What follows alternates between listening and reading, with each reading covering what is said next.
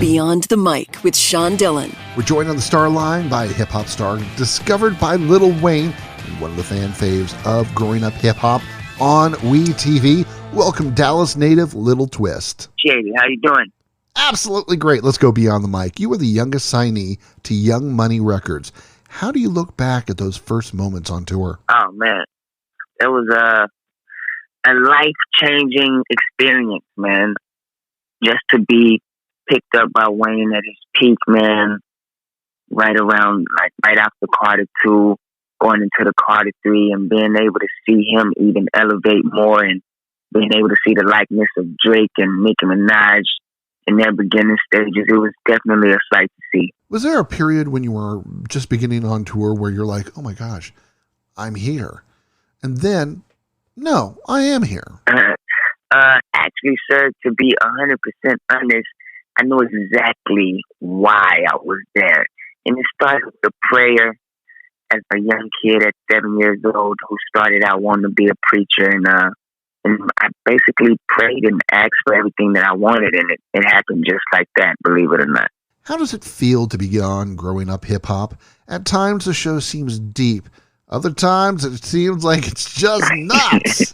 Yeah, if we had to explain it on the some type of meter, that's the best way to explain it. Nuts and crazy and deep sometimes.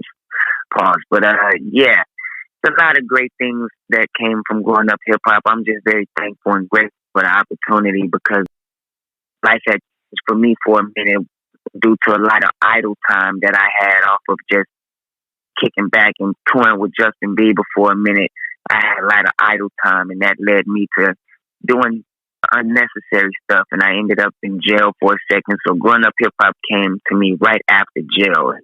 It was a new start. Do you feel like you've taken this fresh start, reformed who you are and who you want to be? Completely, sir, completely.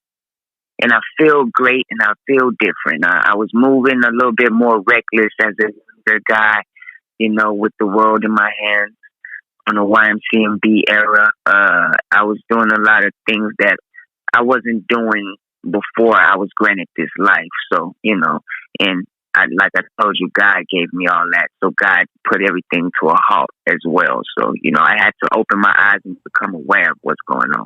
What was the hardest thing you had to deal with being an artist at such a young age? Just facing adversity, man, and just not letting the media, letting certain things that I did read about myself that, were unfortunately, was not true. And if I would have let a lot of the stuff that was put out on me actually beat me up in my early stages, I probably wouldn't still be here today, still trying. Talk about your relationship with Lil Wayne and how is he as a mentor? Man, Lil Wayne is the greatest person, man, that I've met. He just has a great heart. He's like a father figure to me, but I've always called him my big brother. He's just great, man. To the fact my pops has life in jail, Wayne really stepped up to the plate and became that guy for me, the guy to look after, and he taught me a lot of things, and still to this day. So I love Wayne unconditionally. There's one question the entire hip-hop world wants to know. When can we expect Young Carter 2? Man, that's a great question, sir. I'm actually expecting a date. I don't have a date yet. I don't want to give the world a date, but I'm trying to get it out within the next month or two, honestly. To keep it real, I've been in the studio every night mixing this project, and I have like 7 of the songs mixed and mastered, and I have like 7 more, so I'll have a date to you soon, sir. Now, how have you spent your time in quarantine? Yeah, it's actually been driving me a little bit crazier than I already was. And I've also been focusing on my art as well at the same time. But I've been in Dallas during this whole quarantine thing since it started, and I've been able to be around my family, which I'm not able to do on a regular basis. Your mom and aunts are strong influences in your life, correct? Yes, sir.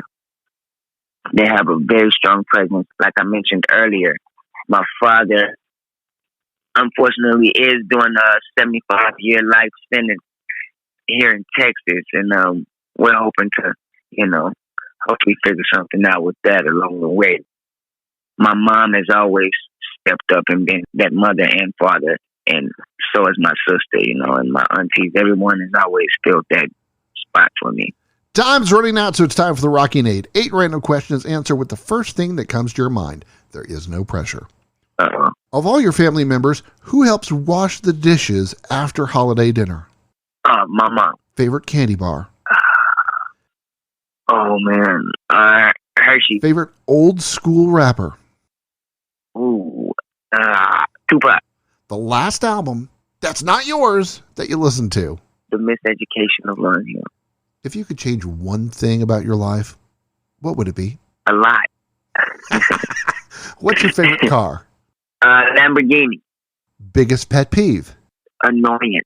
I'm going to put your feet to the fire. I got to know, who is your favorite member of the Growing Up Hip Hop crew? My favorite member, as the world knows, it's my sister Brianna Latrice. Why? Because she is very outspoken like myself, and she's been that way since I stepped foot on the scene. And I just love Bree. She has a bright energy about herself. He wanted to be a preacher, told us when Young Carter 2 is going to release, and Growing Up Hip Hop airs Thursday nights, 8 p.m. on WeTV. Lil Twist, thanks for taking the time to talk with us today. Thank you so much, sir. I appreciate it. And that, my friends, is Beyond the Mic.